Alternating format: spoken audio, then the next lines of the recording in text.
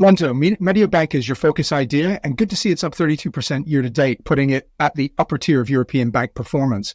Now, given the market's thinking about peak rates now, how are you thinking about earnings development?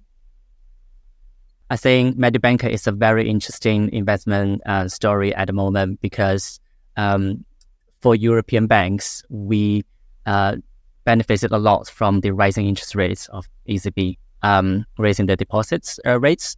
But now we are seeing the start, at least the start of the end of it. So when the interest rate is going to fall, then Mediobanca stands out as a bank that is not so exposed to net interest income. And this company has delivered very strong revenue growth in the past. Actually, the bank has beaten consensus revenue for the last 24 quarters straight. And we continue to believe that this company is able to grow its revenue, and that would drive the bottom line.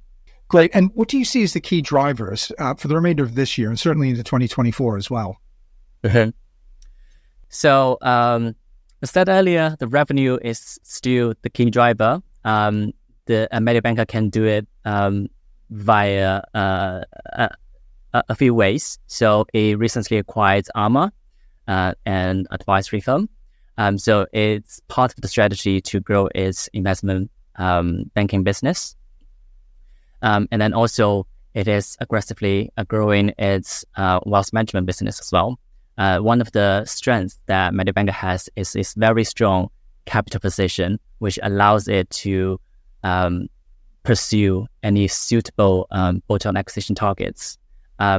If Mediobanca can't find such suitable targets, they can still redistribute this excess capital to the shareholders. So that is giving it a safety net. So you can either grow more or distribute more to shareholders. So that is supporting the total shareholder returns for Mediobanca. Great. And the final thing, we've had that very big surprise out of the Italian government by way of a windfall tax decree. How's that likely to affect your focus idea going forward? Yeah, so for Mediobanca, the impact is actually not that significant because Mediobanca's balance sheet is relatively less sensitive to interest rates. Therefore, the tax, which is designed to target the extra profits caused by banks increasing net interest income, this is affecting Mediobanca less. So we calculated the total impact for Mediobanca would be less than 100 million, which is equivalent to less than 10% of the net income for 2023.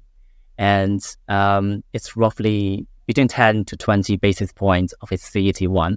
Let me just remind you that Mediobanca's current CET1 buffer is roughly 800 basis points above the requirement. So this is very easily absorbed. Great. Well, thank you very much for joining us, Lento. Fingers crossed that your focus idea continues to play out. Thank you. Yep.